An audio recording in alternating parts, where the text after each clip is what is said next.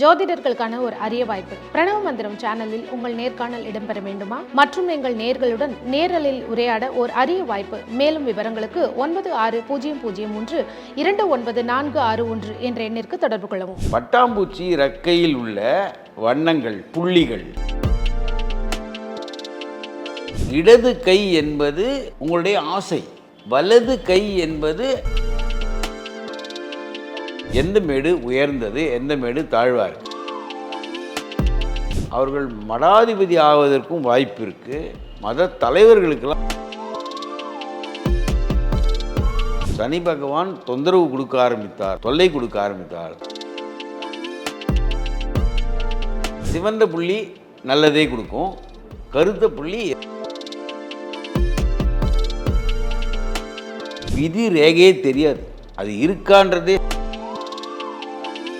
சிலருக்கு சனிமேட்டில் ஒரு பிரிவும் குருமேட்டில் ஒரு பிரிவுமா ரெண்டு. அரசாங்கமும் கட்டை விரல் ரேகையை சட்டப்பூர்வமாக அனுமதித்து விட்டது.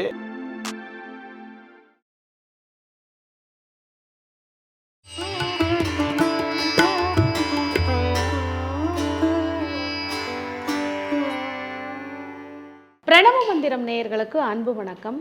தொடர்ந்து ஒவ்வொரு ஜோதிட பதிவுகளாக நேயர்களுக்கு ஒரு அவேர்னஸ் மாதிரி நம்ம கொடுத்துட்ருக்கோம். ஜாதகம் தெரியுமோ தெரியாதோ நம்மளுடைய பதிவுகள் பார்க்கும்பொழுது அவங்களுக்கு ஃபுல் கிளாரிட்டி கிடைக்கிற மாதிரியான பதிவுகள் தான் நம்ம சேனலில் வந்துட்டுருக்கு. அதனால் சேனலை சப்ஸ்கிரைப் பண்ணிட்டு பாருங்கள். அப்போ தான் இதில் வரக்கூடிய நோட்டிஃபிகேஷன்ஸ் எல்லாமே உங்களை சேரும். இதை நிறைய பேருக்கு ஷேர் பண்ணுங்கள். நமக்கு தெரிந்த விஷயம் நிறைய பேர்கிட்ட போய் சேரட்டும்.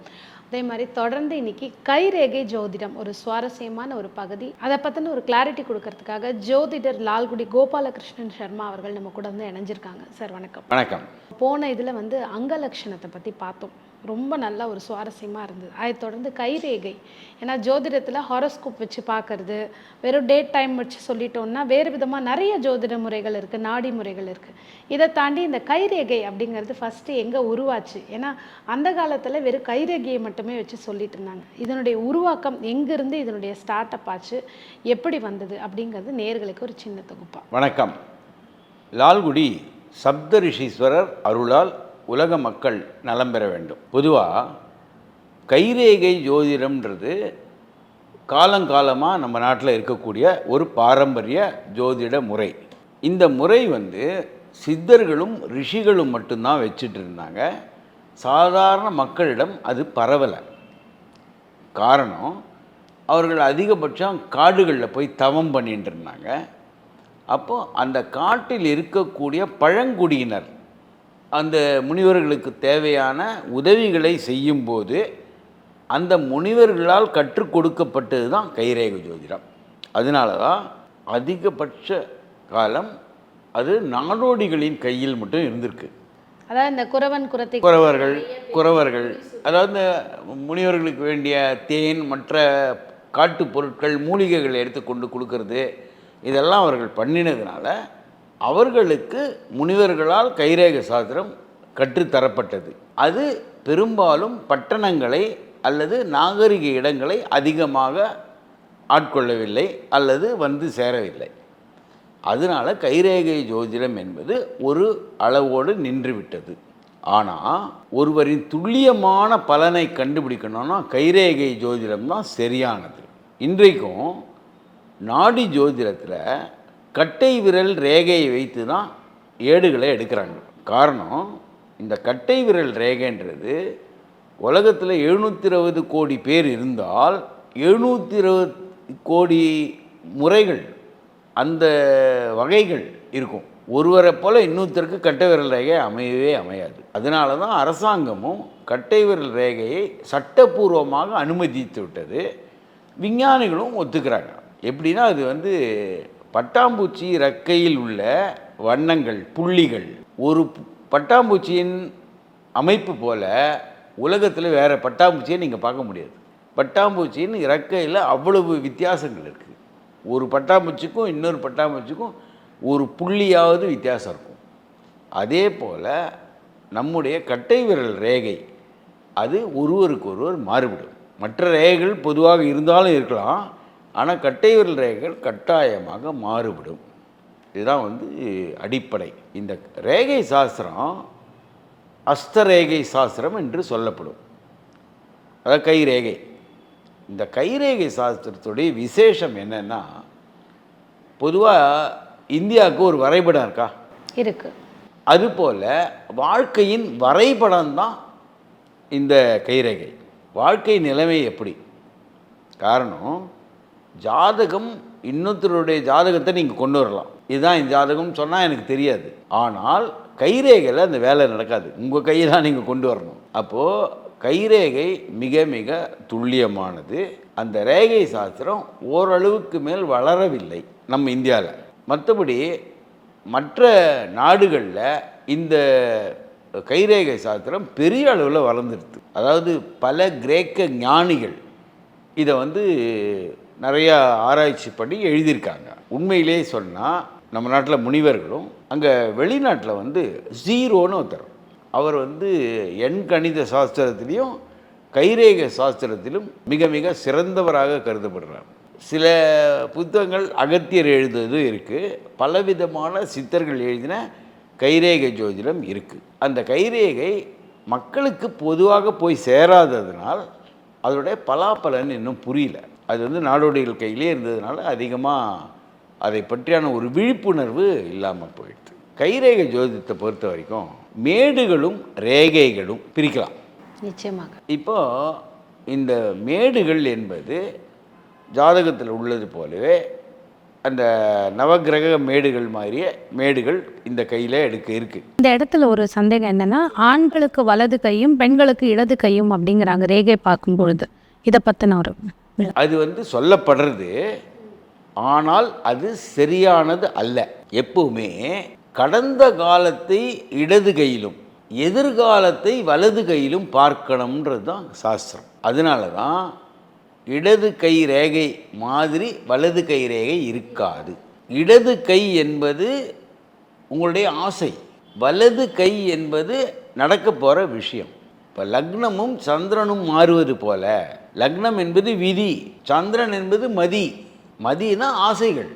சந்திரன் ஆசைப்படுவான், ஆனால் அது நடக்குமா அப்படின்றத லக்னம் தான் சொல்லும். அதே போல் இடது கை ஆசைப்படும், அந்த விஷயம் நடக்குமா நடக்காதான்றதை வலது கையில் தான் பார்க்கணும். அப்போ அதுக்கு தான் இந்த மாதிரி சொல்லப்படுறது. அப்போ நீங்கள் என்ன வேணால் ஆசைப்படலாம், அது நடக்கணும் இல்லையா?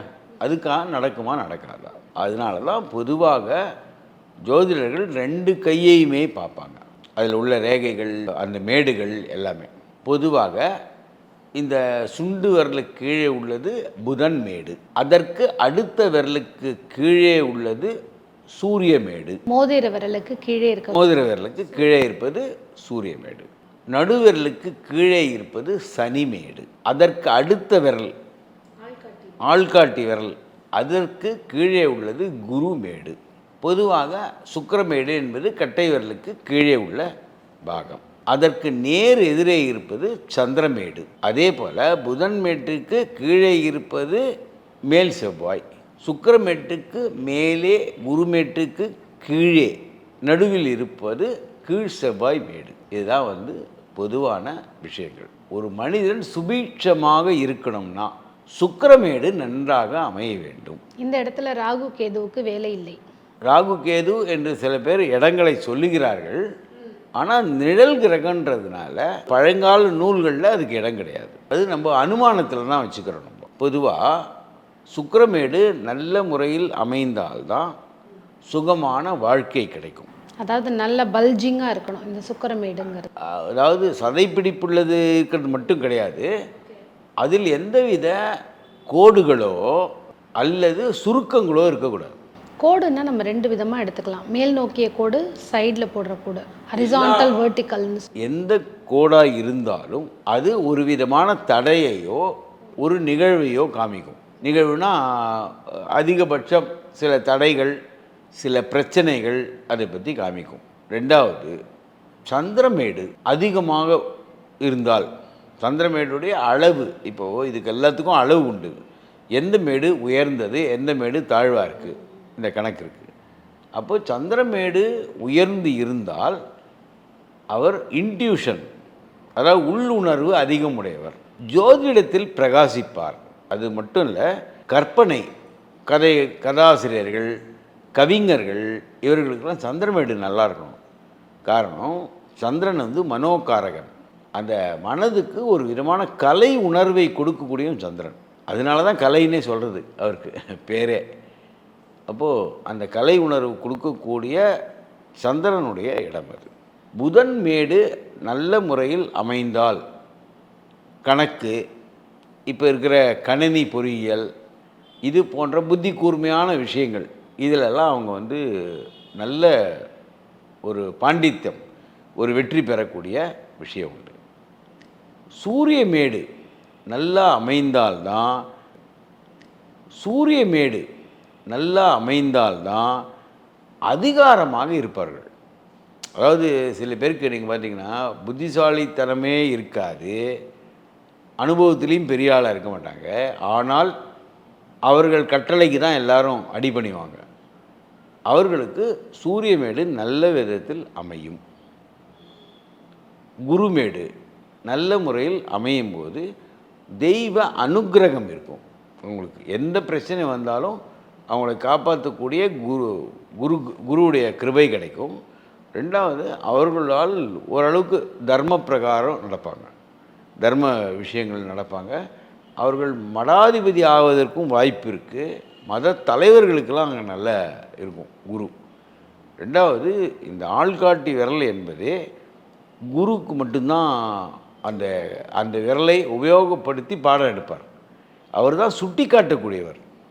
அதனால தான் சுட்டி காட்டக்கூடிய விரலாக இது அமைகிறது. இந்த விரல் தவிர சனி மேடு நன்றாக அமைந்தால்தான் அவருடைய வாழ்க்கையே நல்லாயிருக்கும். அதாவது நினைத்ததை சாதிக்க முடியும்.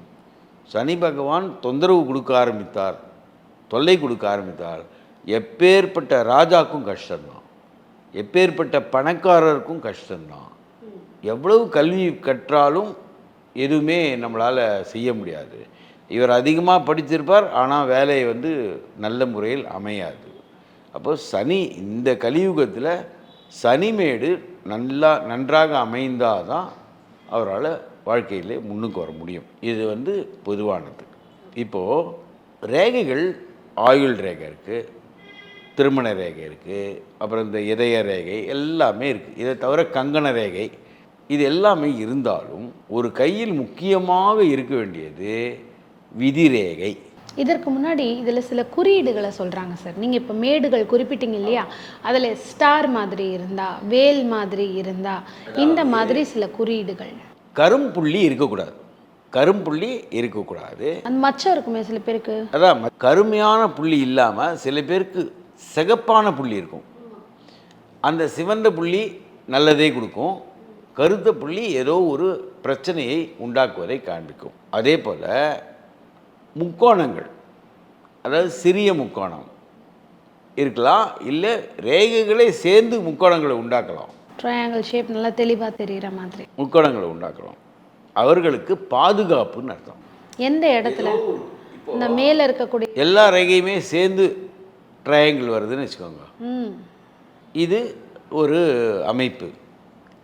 இதுக்குள்ள ஒவ்வொரு மேட்டிலையும் இதே மாதிரி முக்கோணங்கள் ஏற்பாடாகும் வரும்.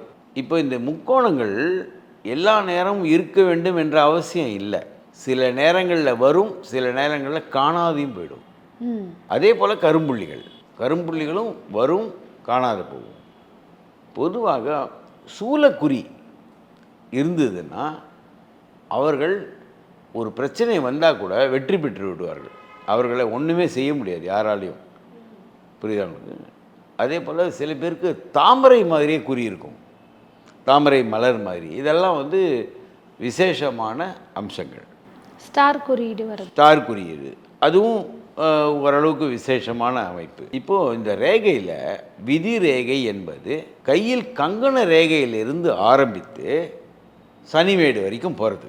சிலருக்கு சனிமேட்டில் ஒரு பிரிவும் குருமேட்டில் ஒரு பிரிவுமா ரெண்டு நாக்கு கொண்ட ஒரு பாம்பு மாதிரி வரும். அவர்கள் வாழ்க்கையில் மிக மிக உயர்ந்த நிலைமையை அடைவார்கள். சில கைகளில் விதி ரேகையே தெரியாது, அது இருக்கான்றதே சந்தேகமாக இருக்கும். அப்போ அது போன்ற ஆட்கள் வாழ்க்கையில் மிக மிக துன்பப்படுவார்கள். சில பேருக்கு பாதி தெரியும், பாதிக்கு மேலே தெரியும். அதான், அதாவது அது வந்து வயதை பொறுத்தது, வளரக்கூடியது அல்லது அந்த வயதிற்கு பிறகு துன்பத்துக்கு ஆளாவார்கள். இப்போ ஆயுள் ரேகை பார்க்கும்போது எந்த அளவுக்கு ஆயுள்னு கண்டுபிடிக்கிறதுக்கு இப்போ அடுத்த தொகுப்பில் நம்ம பேசுவோம். அதை அளப்பதற்கும் கையில் ஒரு வழி இருக்குது. பொதுவாகவே இந்த ரேகைகளை அளக்கும்போது நாடோடிகள் நூலை உபயோகப்படுத்துவாங்க. அந்த நூலை வச்சு தான் எந்த ரேகை எந்த அளவு வளர்ந்திருக்கிறது, எந்த இடத்தில் தொடர்பு அருந்து போய்விட்டது. சில நேரங்களில் ரேகையில் தொடர்பு அருந்து போனால் அந்த நேரத்தில் உயிர்கண்டம் வரும்னு அர்த்தம். அதுக்கப்புறம் தொடரும். அதாவது அவருக்கு வந்து ஹிருதய சம்பந்தமான பிரச்சனையோ இல்லை மரணத்துக்கு ஒப்பான கண்டம் வந்து போயிருக்கும். அப்போ அந்த கண்டத்தையும் சிறு வயதிலே நம்ம கண்டுபிடிக்கலாம். இந்தந்த வயதில் இந்தந்த கண்டம் வரும், இந்தந்த பிரச்சனை வரும். அப்போ எந்தெந்த ரேகை எதை நோக்கி போகிறது, அந்த எதை நோக்கி போகிறதோ அதுக்கான அந்த மேட்டுக்கான பலாபலனும் அந்த ரேகையில் கிடைக்கும். அப்போது விதி ரேகை என்பது ஒருவருடைய தனம், வாழ்க்கை, வசதி, ஐஸ்வர்ய ரேகைன்னு சொல்கிறது உண்டு. அதை அந்த ரேகை நல்ல தெளிவாக இருந்தால் தான் அவருடைய விதி நல்ல முறையில் நடக்கும். சில பேருக்கு அந்த நடு விரலில் எக்ஸ்டெண்ட் ஆகாமல் சைடில் 2 விரலுக்கும் நடுவில் போயிடும். ஆமாம், அது மாதிரி இருந்ததுன்னா அவர்களுடைய வாழ்க்கையில் ஒரு முடிவெடுக்க முடியாத சூழ்நிலையில் இருப்பாங்க.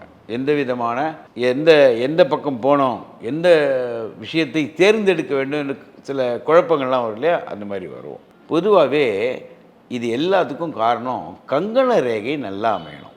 கங்கண ரேகைனா கைக்கு கீழே பார்த்தீங்கன்னா அந்த வாட்ச் கட்டுற இடத்துல ரிஸ்ட்டு அந்த இடத்துல சங்கிலி மாதிரி அமைஞ்சதுன்னு வச்சுக்கோங்க. அவர்கள் வாழ்க்கையில் கட்டாயமாக அரசு தண்டனையை அனுபவிப்பார்கள்.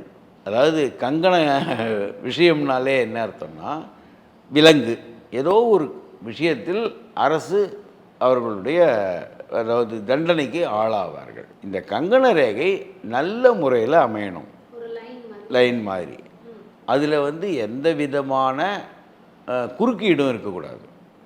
இந்த கங்கண ரேகையின் நிறம் ஓரளவுக்கு சிவந்த நிறமாக இருந்தால் அவர்களுக்கு நல்ல லக்ஷ்மி கடாட்சம் உண்டாகும். சில பேருக்கு 3 லைன் வருமே சார், அதெல்லாம் 3 லைன் வரும், 2 லைன் வரும். இதெல்லாம் என்னென்னா அந்தந்த வயதை காட்டி கொடுக்கக்கூடியது. எந்தெந்த வயதில் இவர்கள் நல்லா இருப்பாங்க, எந்த வயதில் நல்லா இருக்க மாட்டாங்க, எந்த இது மட்டும் இல்லை, நம்மளுடைய உறவினர்களுடைய நிலைமையும் இந்த கைரேகையிலே இருக்கும், கங்கண ரேகையில் இருக்கும்.